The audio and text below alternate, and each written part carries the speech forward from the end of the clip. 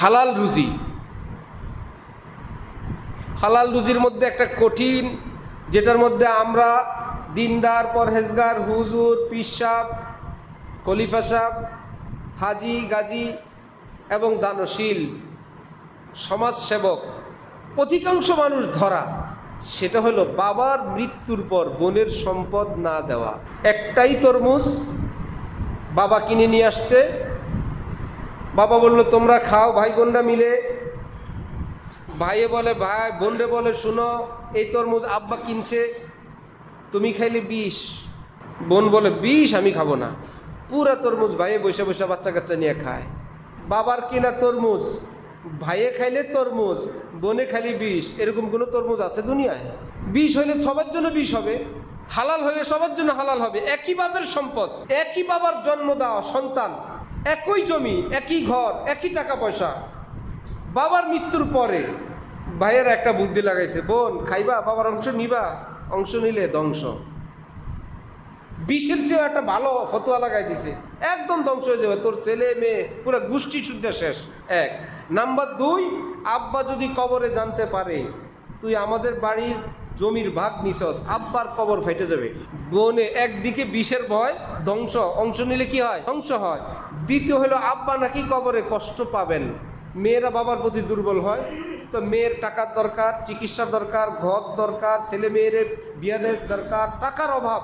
সেই মেয়েটাও ডরে ভয়ে বলে দেয়, না ভাই আমরা অন্য মতো না, আমরা কোনো সম্পদ নিব না, আমাদের লাগবে না। ভাই বলেন তো, এই লাগবে নাটা অন্তর থেকে না ভয়ে?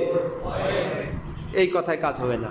আপনি যে বলবেন আমার বোন বলছে লাগবে না, আমরা তো দিতে চাইছিলাম। বোনের এই কথা শরীয়তে কোনো ধর্তব্য না, কারণ ভাই বোনের সম্পদের বন্টনটা এটা আল্লাহ পাক নিজে করছেন। কে করছেন? আপনি বোন নিতেই হবে, নেয়ার পরে সবটা দিতে পারবেন। আল্লাহ দিছেন, আল্লাহ যদি সাথে নেও নেও নেও নাও, না নেওয়া বেদবি না? কোনো পিসা বুঝুর যদি আপনার ছেলেকে হাদিয়া দেয়, যেই ছেলেকে আপনি শিখাইছেন, কারো থেকে টাকা নিবা না। এখন বড় পীর আব্দুল জিলানী এসে বললেন নেও মা, নেও বাবা, এবার আপনি নিজেই বলবেন নেও। হযরত দিলেন, বড় পীর জিলানী দিয়েছেন, নাও। ঠিক আল্লাহ পাক রব্বুল আলামিন বলছে এই ছেলেরা নাও, এই মেয়েরা নাও। এই জন্য মেয়েরা ওটা নিতেই হবে। নেয়ার পর দেও, তুমি কারে দিবা? তোমার ভাইরে দিবে না বোনরে দিবা? তোমার ইচ্ছা।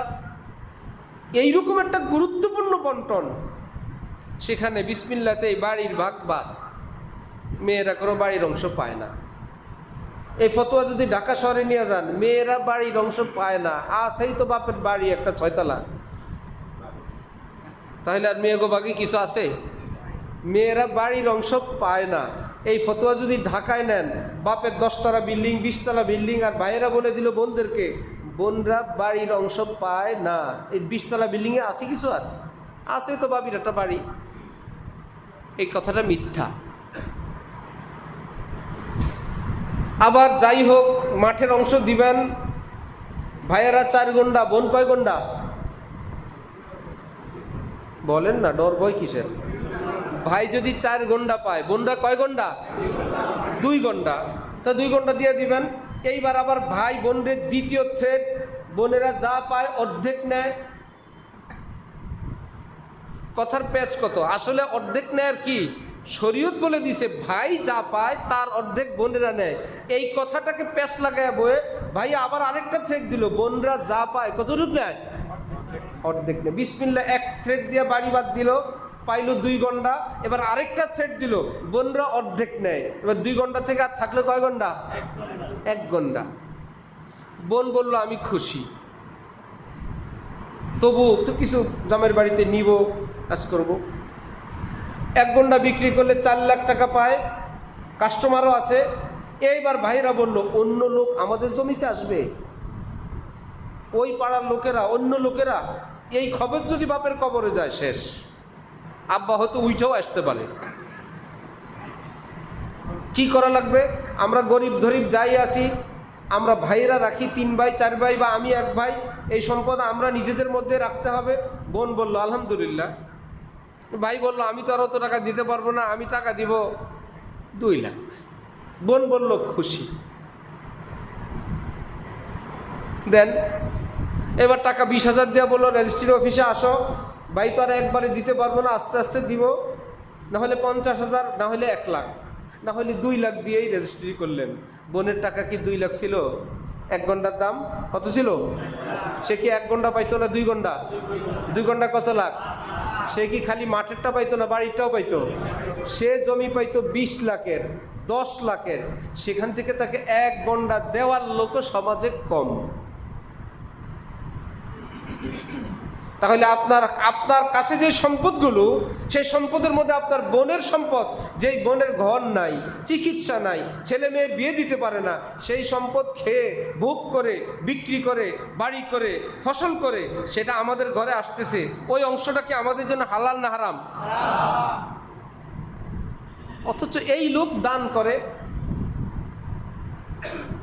ঋণ পরিশোধ করে না। আমার শাইখের দরবারে এক কোম্পানির লোক আসছে, অনেক বড় লোক, হযরত নিষেধ করছেন, সে আসার দরকার নাই, শুনছে ঋণগ্রস্ত, তারপরে সে পালা এসে গেছে। আমি ছিলাম, আয়সা দোয়া চায়, হযরত দোয়া করে দিয়েছেন আমাদেরকে নিয়ে। যাওয়ার সময় বলে, হযরত আমি একটা গরু পাঠিয়ে দিব আপনার খানকায়, আপনার দরবারে। হযরত বললেন, আমার দরবারে তো আমি মানুষ মুরিদ করি, গরু টরু মুরিদ করি না। 1 নাম্বার 2, আপনি বললেন আপনি ঋণগ্রস্ত মানুষ, আপনি একটা গরুর টাকা দিয়ে কিছু ঋণ পরিশোধ করেন, তবু তো কমবে ঋণ। আপনি আসছেন ঋণের দোয়ার জন্য, এই যেই টাকা দিয়ে গরু দিবেন, একটা লোকের কিছু ঋণ দেওয়া যাবে না? বেটা বলে, কত দরবারে গেলাম আর গরু দিয়ে আসলাম, সবাই তো গরু নিল, কেউ তো এই কথা বললো না, গরু পাইলেই দরবারে খুশি।